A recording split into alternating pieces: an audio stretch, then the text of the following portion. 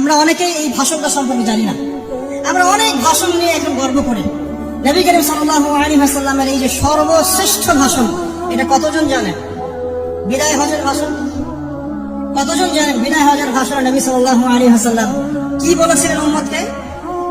আমরা একটু আপনাদেরকে শোনাবো, শুনি ইনশাআল্লাহ লেকচারটা শেষ করব। নবী করিম সাল্লাল্লাহু আলাইহি ওয়াসাল্লাম এই দিনে 31টা বিষয়ে উম্মতকে নির্দেশ দিয়েছেন। 31টা বিষয়, সবগুলো বলার সময় পাওয়া যাবে না, আমি কয়েকটা কথা বলছি। নবী করিম সাল্লাল্লাহু আলাইহি ওয়াসাল্লাম সবার সামনে দাঁড়িয়ে দীর্ঘ 23 বছর অক্লান্ত পরিশ্রম করে দাওয়াতি মিশন কমপ্লিট করার পরে সবাইকে সমবেত করে একটা হজ করলেন। হজ করার পরে তিনি গুরুগম্ভীর কণ্ঠে বলছেন,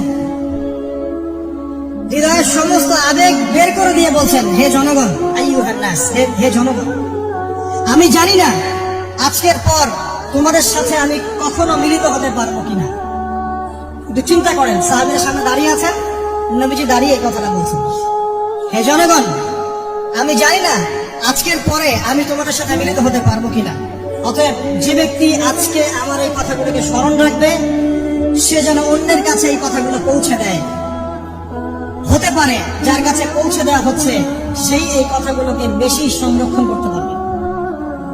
আল্লাহ পাক তার প্রতি রহম করুন যে আমার এই কথাগুলোকে অন্যের কাছে পৌঁছে দিন। নবীজির ভাষণ। এরপর নবীজি বলছেন, জেনে রাখো, নিশ্চয়ই তোমাদের পরস্পরের, মুসলিমদের পরস্পরের সম্পদ, পরস্পরের রক্ত, পরস্পরের এই যে জান, মাল, ইজ্জত, এগুলো একে অপরের জন্য হারাম। মুসলিমদের পরস্পরের রক্ত, পরস্পরের ইজ্জত, সম্মান একে অপরের জন্য হারাম। এর হানি করা একে অপরের জন্য হারাম। ঠিক যেমন আজকের এই দিন হারাম, এই শহর হারাম, এই মাসও হারাম। নবী করিম সাল্লাল্লাহু আলাইহি ওয়াসাল্লাম বলছিলেন, জেনে রাখো, 3টা বিষয়ে যেন তোমাদের অন্তর কখনো খেয়ানত না করে।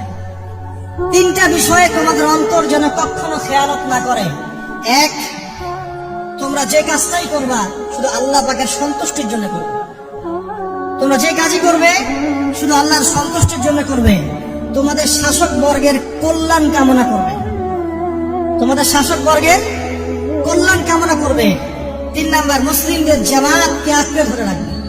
মুসলিমদের ইউনাইটেড কমিউনিটিকে আঁকড়ে ধরে থাকবে। এই 3টা বিষয় পালনের ক্ষেত্রে তোমাদের অন্তর যেন খেয়ানত না করে। এই দিন সূর্য ঢলে যাওয়ার পরে নবী সাল্লাল্লাহু আলাইহি ওয়াসাল্লাম আরো বললেন, শুনে রাখো হে মানব জাতি, এটা ভালো করে শোনেন, শুনে রাখো হে মানব জাতি, নিশ্চয়ই আমি মুহাম্মদ সাল্লাল্লাহু আলাইহি ওয়াসাল্লাম জাহেলি যুগের যত কুপ্রথা আছে সমস্ত কুপ্রথাকে আমার পায়ের তলে পিষ্ট করে গেলাম। জাহেলি যুগে কি ছিল ভাই? শিরিক ছিল, সুদ ছিল, মাদক ছিল, নারীর অবমাননা ছিল, কন্যা সন্তানকে দাফন করা হতো, রক্তক্ষয়ী, হানাহানি, মারামারি, কাটাকাটি ছিল। এগুলো সবকিছুকে আমি আমার পায়ের তলে দাফন করে গেলাম। এটা কি দাফন হয়েছে?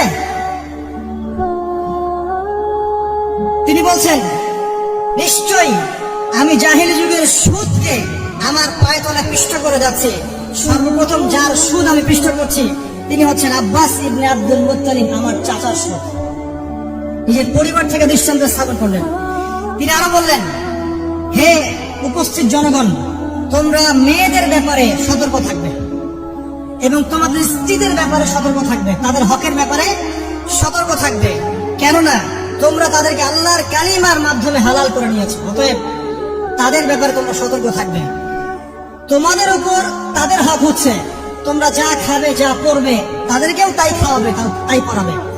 আর তাদের উপর তোমাদের হক হচ্ছে তারা তোমাদের বিছানায় এমন কাউকে আসতে দিবে না যাদেরকে তোমরা অপছন্দ করো।